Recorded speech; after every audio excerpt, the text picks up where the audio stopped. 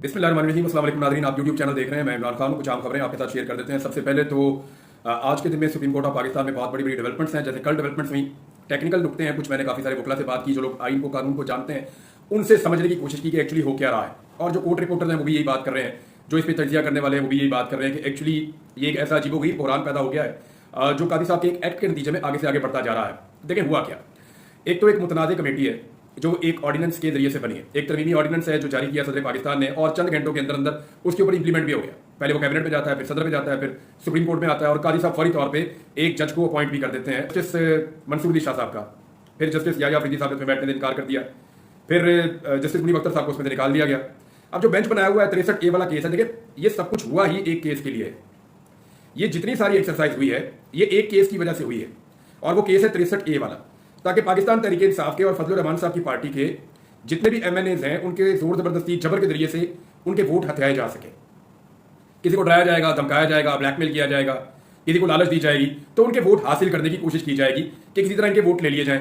अब 5 बंदे ऐसे हैं जिनके वोट महफूज है, यानी अगर वो वोट डाल भी देते हैं इमरान खान की मर्जी के खिलाफ तो भी उनकी सीट जाया नहीं होगी इस वक्त की सूरत हाल में।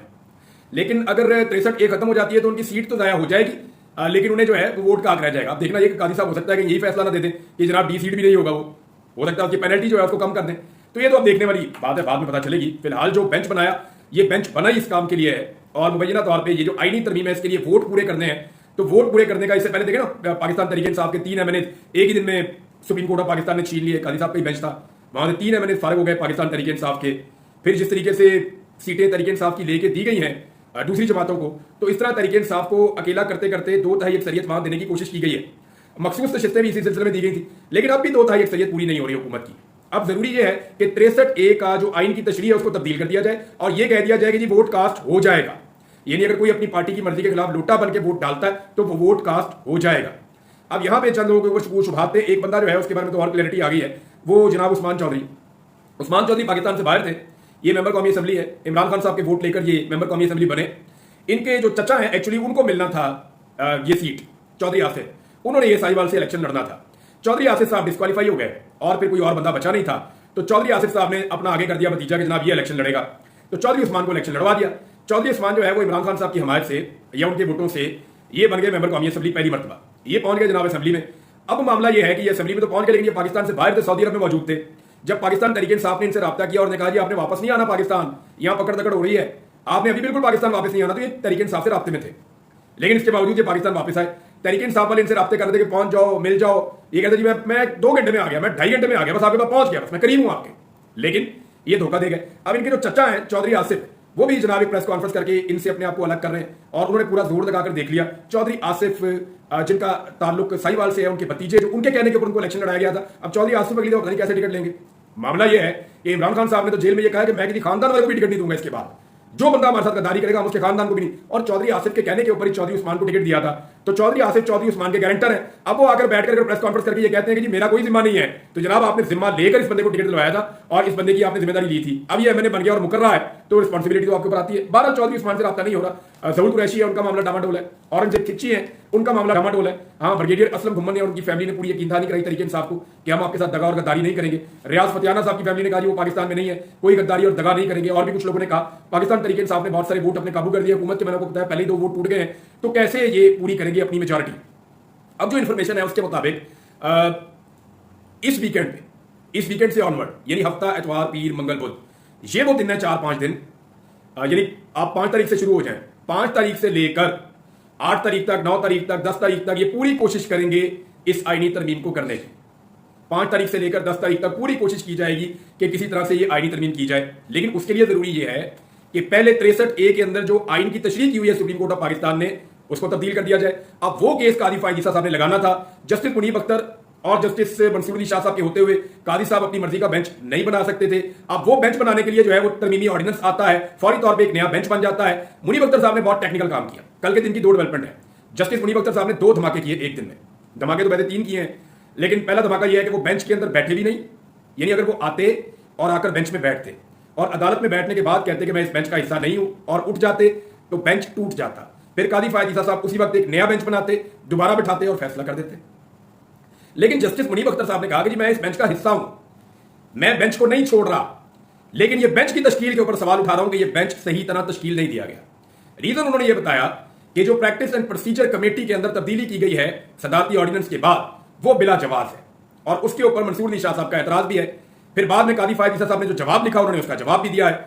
वो ये कहते हैं कि ये कैसे हो गया कि मुझे उसमें से आपने ऐसे निकाल दिया और एक नई कमेटी जिसके मामले को पहले फुल कोर्ट के सामने रखना चाहिए वो ये बेंच बना देती है। दूसरा एतराज उन्होंने उठाया तो कमेटी पे उठा दिया ना कि क्या एक कमेटी जिसमें 3 जजेस का है कि 3 जजेस बैठेंगे, 3 जजेस मौजूद रहेंगे, 3 जजेस फैसला करेंगे और फिर बेंच बनेंगे। वहां 2 जजेस ने फैसला किया, तीसरा जज मौजूद नहीं था, तो बेंच कैसे बन गया? नंबर 1। नंबर 2, वो ऑर्डिनेंस जो है उसी को चैलेंज किया हुआ है। नंबर 2 ये मामला है। नंबर 3 ये मामला है कि जो बेंच आपने बनाना था, जो 19 जुलाई को आपने कहा था एक मुख्तलिफ बेंच प्रपोज किया था, वो बेंच क्यों नहीं बनाया गया? अब आप बेंच के अंदर खुद शामिल हो गए हैं और बंदे भी तब्दील कर दिए हैं। तो जस्टिस मुनीब अख्तर साहब ने ये नुकात इस हवाले से उठाए और उन्होंने कहा कि जी मेरे एतराजात हैं, मेरे तहफ्फुजात हैं, इनको पहले दूर किया जाए और मेरे इस खत को इस प्रोसीडिंग का हिस्सा बनाया जाए। और मैं यानी बेंच से अलग नहीं हो रहा, मैं बेंच नहीं तोड़ रहा, मैं इसका हिस्सा हूं, ये मुनीब अख्तर साहब ने कहा। लेकिन मैं इसको तब तक इसके अंदर नहीं बैठ रहा जब तक कि बेंच की तश्कील ठीक तरीके से नहीं होती। ये उनका टेक्निकल एतराज है। अब तश्कील के ऊपर कैसे होगा मामला? तश्कील के ऊपर ऐसे होगा कि दोबारा कमेटी बैठेगी और कमेटी क्योंकि मुतनाज़ हो चुकी है, लिहाजा फुल कोर्ट को बैठकर इस पर फैसला करना पड़ेगा, जैसा कि जस्टिस मंसूर अली शाह साहब ने पहले कह दिया है। कादी फायद ईसा साहब इस वक्त सुप्रीम कोर्ट ऑफ पाकिस्तान में अकलियत में है और अकलियत में होने की वजह से वो ऐसा रिस्क ले नहीं सकते, तो वो क्या करेंगे? आज उनसे एक और गलती होगी। वहां 4 जजेस बैठे हुए थे, उन्होंने ऑर्डर लिख दिया, यानी एक जुडिशियल ऑर्डर जारी कर दिया गया अदालत से। 5 जजेस का एक बेंच था और 4 जजेस ने ऑर्डर जारी कर दिया। ये मुमकिन नहीं है, ये कानूनी तौर पर हो नहीं सकता। इसमें जस्टिस मुनीब अख्तर साहब ने दूसरा धमाका किया, एक और खत लिख दिया। उन्होंने कहा ये कैसे मुमकिन है कि 4 जजेस 5 जजों का फैसला कर दें जबकि 5वां जज वहां मौजूद ही नहीं है? तो मेरी गैर मौजूदगी में मेरे बिहाफ पे फैसला कैसे हो सकता है? यानी अजीब बात यह है कि एक तरफ एक जज मौजूद ही नहीं है, दूसरी तरफ उनका नाम फैसले में लिखा हुआ है, हालांकि उसके आगे उनके दस्तखत ही नहीं है। तो वो ये कह रहे हैं कि ये काबिल कबूल नहीं है। मुनीब अख्तर साहब ने दूसरे लेटर में साफ कह दिया कि मुझे जो ऑर्डर मिला है ये तो गैर कानूनी है, इसकी तो कानूनी आईनी हैसियत नहीं है। उसकी वजह यह है कि 5 रुकनी बेंच है और 4 जजेस बैठ के 5 रुकनी बेंच का फैसला कैसे दे सकते हैं जबकि 5वां जज मौजूद नहीं है? तो ये हो नहीं सकता, ये मुमकिन नहीं है। उन्होंने इंतहाई अहम कानूनी नुक्ता उठाया। अब कादी फायद ईसा साहब के पास क्या चांस है? देखें, मुनीब अख्तर साहब जब तक अदालत में बैठकर नहीं उठते तब तक ये बेंच टूट नहीं सकता। एक और तरीका है इस बेंच को तोड़ने का, और वो ये है कि कल को कोई और जज खड़े हो जाएं अदालत में, जैसे कि जस्टिस मदन आलम मियां के, वो ये उठे और उठ के कहें कि जनाब मैं एडहॉक जज हूं और मेरे पे एतराज भी किया गया है, जस्टिस मुनीब अख्तर साहब ने भी किया है, लिहाजा मैं इस बेंच का हिस्सा नहीं हूं। तो जैसे ही वो उठेंगे बेंच टूट जाएगा। 4 जज बैठे, एक उठ गए, बेंच टूट गया।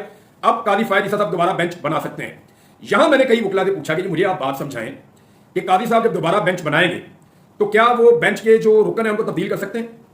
यानी एक तो जज जो छोड़कर चले गए, बेंच तो टूट गया, जस्टिस मुनीब अख्तर साहब ने नहीं तोड़ा, लेकिन मजबूरी बना गया, कुछ भी करके किसी और जज ने बेंच को तोड़ दिया, बेंच टूट गया। अब दोबारा कादी साहब जब बेंच बनाएंगे उसी कमेटी में जाएंगे जो कमेटी मुतनाज़ है, तो क्या वो कमेटी जस्टिस मुनीब अख्तर साहब को जिन्होंने बेंच को नहीं छोड़ा निकाल सकती है? तो उनमें जो है वो 2 किस्म की राय आई। कुछ लोगों ने कहा जी उसूलन तो ये नहीं निकालना चाहिए और निकाल भी नहीं सकते। उसकी वजह यह है कि जस्टिस मुनीब अख्तर आम जज नहीं है, ये रिव्यू है। जब कोई केस रिव्यू में आता है तो उसी बेंच के सामने जाता है जो पहले सुन रहा होता है। अगर कोई जज रिटायर हो गया या कोई जज मौजूद नहीं है, रिटायर है, तो उसकी जगह पे फिर जज तब्दील किया जा सकता है। लेकिन एक जज मौजूद भी है, वो केस को सुनना भी चाहता है, वो केस सुनने से इनकार भी नहीं कर रहा, और खसूसन वो जज जो ऑथर जज है, तो फिर उसको आप बाहर नहीं निकाल सकते। तो ये टेक्निकल चीजें हैं जो अब तक हुई हैं। देखते हैं कि कादी फायद ईसा साहब अब क्या करते हैं, इस मामले को किस तरफ लेकर जाते हैं। अदालती दिमाग है ना वो बहुत छोटा है। हम लोग तो अभी इसको कवर करते हैं ना, थोड़ी देर चले गए, कुछ चीज सुन ली, खबरें देख ली। ये जजेस के दिमाग बहुत बड़े होते हैं। लेट्स सी कल क्या निकल कर आता है इस सारे सिनेरियो में से, आज के दिन में, सॉरी, और जो भी निकलेगा वो हम आपके सामने रख देंगे। इमरान खान साहब ने जो अनाउंसमेंट की उसके ऊपर थोड़ी सी पाकिस्तान तहरीक इंसाफ के अंदर बहस हुई है आज। और क्योंकि देखें इमरान खान साहब के बारे में जो मैंने रिपोर्ट किया था पिछले व्लॉग में, वो कि पाकिस्तान तहरीक इंसाफ ने गुडविल के अंदर अपने लोगों को प्रोटेक्ट करने के लिए डिफेंड किया है कि जी इमरान खान साहब ने ऐसा कुछ नहीं कहा, कोई किसी को बुज़दिल नहीं कह रहे, कोई ऐसी बात नहीं है। लेकिन ये बात एक हकीकत है और ये बात तस्दीक शुदा है कि इमरान खान साहब खासे गुस्से में थे। इमरान खान साहब ने खासा सख्त रद्द-ए-अमल दिया है और पार्टी की आदत की सरजनिश भी की है। ये बात बिल्कुल सच है। इमरान खान साहब का कोई और पॉइंट ऑफ व्यू बिल्कुल मुख्तलिफ था। अब मामला यह है कि कोर कमेटी की मीटिंग हुई पाकिस्तान तहरीक इंसाफ की, उसके अंदर जनाब ये बातचीत शुरू हुई और लोगों ने दबे लफ्जों में कहना शुरू किया कि ये तो बहुत हेक्टिक हो जाएगा, इमरान खान साहब ने बहुत जल्दी टाइम दे दिया इस्लामाबाद का। एक साहब है उन्होंने कहा जी कि डी चौक में नहीं जाना चाहिए, किसी और जगह का एहतजाज रख लेते हैं। एक और साहब हैं, अभी नाम लेना मुनासिब नहीं है, एक और साहब है उन्होंने कहा जी लाहौर ज्यादा इंपॉर्टेंट है, इस्लामाबाद को स्किप कर दें। एक और साहब है उन्होंने कहा जी इतने सारे एहतजाज इकट्ठे कैसे कर सकते हैं, कारकुन थक जाएंगे, परेशान हो जाएंगे। तो पार्टी के अंदर जो लोग इमरान खान साहब के बहुत वफादार हैं और बड़े तगड़े इमरान खान साहब के साथ खड़े हैं, फिर उन्होंने बोलना शुरू किया। यानी शहबाज गिल साहब ने एक बड़ी लंबी तकरीर की। उन्होंने कहा जी इमरान खान से ज्यादा यहाँ पे अकलमंद है, जो जो बातें आज तक उसने कही हैं वही हुई हैं, और इमरान खान को नजर आ रहा है कि उसके पास अगले 10 दिन है कुछ करने के लिए। अगले 10 दिन में अगर किसी ने कुछ ना किया और उसके बाद आप तहरीक चलाते रहे तो फिर चलाते रहें। आप फारिग हैं, आप हमेशा के लिए फारिग हैं। इस आईनी तरमीम को रोकने के लिए इमरान खान तहरीक चलाना चाहते हैं, लेकिन अगर आप इस आईनी तरमीम के बाद तहरीक चलाना चाहते हैं तो फिर आप फारिग हैं, फिर आप कुछ नहीं कर सकते, फिर इमरान खान भी अंदर ही रहेगा। तो ये शहबाज गिल साहब ने बड़ी लंबी चौड़ी बात की। सलमान अकरम राजा साहब ने कहा, उन्होंने कहा इमरान खान जो कह रहे हैं वो ठीक कह रहे हैं, लॉजिकल है, आपको खड़े होना पड़ेगा। और देखिए मध्यम लीग क्या है इमरान खान की, बुध वाले दिन वो फैसलाबाद, मुल्तान और मियांवाली में कर रहे हैं। पूरे पंजाब की पुलिस इन 3 जगहों के ऊपर एंगेज हो जाएगी।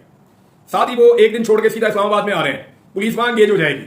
और फिर फौरी तौर पर अगले दिन वो लाहौर में आ रहे हैं, पुलिस ये थका के रख देंगे इमरान खान साहब सिस्टम को। देखें ऐसा नहीं है, पाकिस्तान तहरीक इंसाफ को सिर्फ इस्लामाबाद में अगर आप देखें ना तो 3 लाख से ज्यादा वोट पड़ा हुआ है सिर्फ इस्लामाबाद में 3 एमएनए को।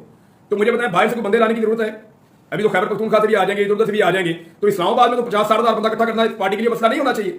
दूसरा, मियांवाली में किसने कहा है कि लेकर जाए कोई? यानी मैं पाकिस्तान तहरीक इंसाफ के लोगों से पूछ रहा था, उन्होंने कहा था जी मुल्तान के अंदर तो आप बेफिक्र हो जाए, वहां की मकामी की आदत इतना जबरदस्त प्रोटेस्ट कर देगी कि जरूरत ही नहीं पेश आएगी बाहर से किसी को लाने की।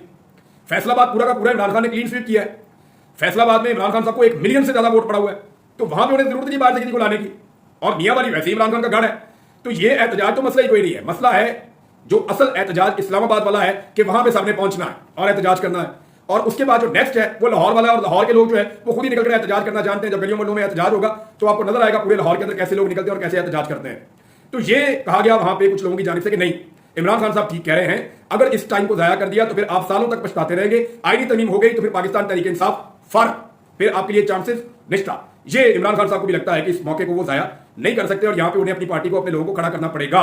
बल्कि वहां पे कुछ लोगों ने यह भी कहा कि जनाब अगर आप लोग नहीं खड़े हो सकते तो इमरान खान ने ठीक कहा है, फिर लोग जाने और इमरान खान जाने, जो क़यादत नहीं आ सकती वो बीच में से निकल जाए। तो कोर कमेटी में बड़ी गर्मा गर्म किस्म की बहस हुई, लेकिन एक बात तय की है वहां पे सीनियर ने और क़यादत ने कि जनाब इमरान खान साहब को आज के दिन में दोबारा कुछ लोग मिलेंगे पार्टी से जाके और मिलकर इमरान खान साहब को समझाने की कोशिश करेंगे कि खान साहब मेहरबानी करें थोड़ा शेड्यूल जो है उसको नरम कर दें। तो क्या इमरान खान साहब उनकी बात मान लेंगे?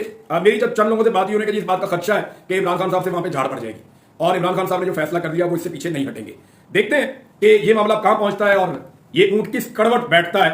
लेकिन इमरान खान साहब इसको एक ऐसे मौके के तौर पर देख रहे हैं कि अगर इस जगह पे उन्होंने अपनी इनिंग्स ना खेली और इस जगह पे उन्होंने अग्रेसिव बारी ना ली तो फिर इमरान खान साहब की बारी नहीं आती, वो फिर बड़ा लंबा अरसा उनको वेट करना पड़ेगा। बहरहाल वो कहते हैं ना कि एक शेर है बड़ा मजे का, उसके ऊपर मैं इख्तिताम कर देता हूं अगर मुझे याद रहा सही तरह से, तो कि मफाहमत ना सिखा जबरे नारवा से मुझे, मैं सर बकफ हूं लड़ा दे किसी बला से मुझे। बहरहाल सिचुएशन इमरान खान साहब के लिए यही बनी हुई है। अब तक लेती है, अपना ख्याल रखिएगा, अपने चैनल का भी। अल्लाह हाफिज।